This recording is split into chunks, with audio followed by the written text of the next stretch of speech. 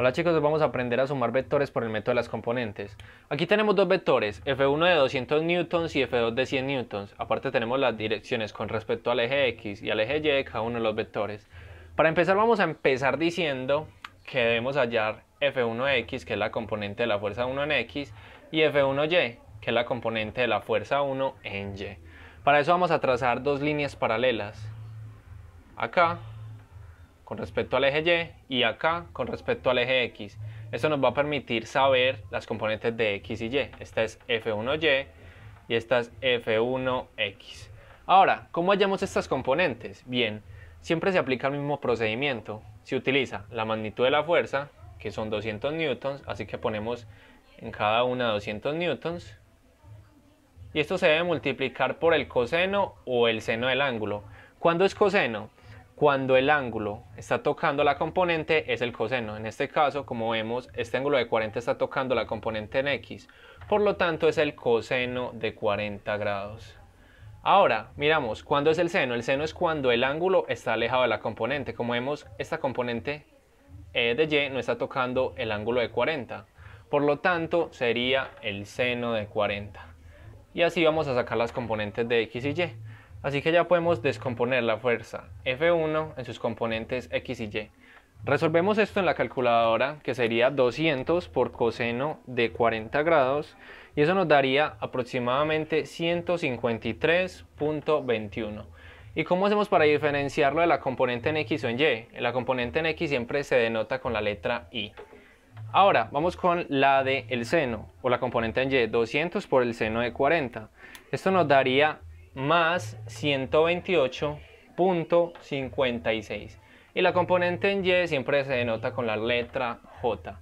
Ya tenemos F1, vamos con F2. Para F2 aplicamos lo mismo, F2X y F2Y. Primero, la magnitud de la fuerza son 100 newtons para cada uno, 100 newtons. Ahora, por el coseno, por el seno. En este caso, la componente en Y, como la vemos acá, si nosotros acá sacamos las componentes, esta sería F2X y esta F2Y.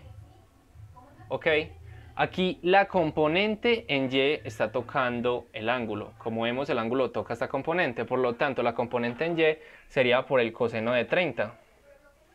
Y la componente en X sería por el seno de 30, ya que esta está alejada. Como vemos, la componente en X está alejada. Bien, acá tenemos que tener algo en cuenta también. Como vemos, la componente en X está hacia el lado de las X negativas. Por lo tanto, la componente en X va a ser negativa. Va a ser negativa. Y como vemos, la componente Y está sobre las Y positivas, por lo tanto es positiva. Resolvemos. F2 como vector sería igual a 100 por el seno de 30 grados. Vamos a resolver esto en nuestra calculadora. Esto nos da 50 en Y y menos 50 en Y, porque recordemos que es negativa. Y ahora 100 por el coseno de 30. Esto nos va a dar más 86.60 en J. Ya tenemos las dos fuerzas, las hemos descomponido en sus componentes en X y en Y. Ahora hallamos las fuerzas resultantes. Para esto, la fuerza resultante va a ser igual a F1 más F2. Es decir, sumamos las componentes de Y con Y y J con J. La fuerza resultante, al sumar esto, sumamos 153.21. Esto lo restamos menos 50, nos va a dar 103.21 en Y. Ahora vamos a hacer lo mismo con las componentes en J, 128.56 más 86.60. Esto nos va a dar 215.16 en J positivo. Bien, aquí ya tenemos la fuerza resultante y si queremos la magnitud de esta fuerza resultante, es tan sencillo como hallar la raíz cuadrada de cada una de sus componentes al cuadrado. 103.21 al cuadrado más 215.16 al cuadrado. Esto nos va a dar la resultante, la fuerza resultante como magnitud. Si resolvemos esto en la calculadora de manera cuidadosa, vamos a poner por acá el valor de la fuerza resultante.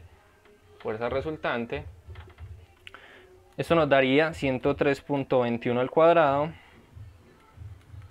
más 215 215.16 al cuadrado nos daría un resultado de 238, vamos a anotarlo por acá, 238.63 newtons.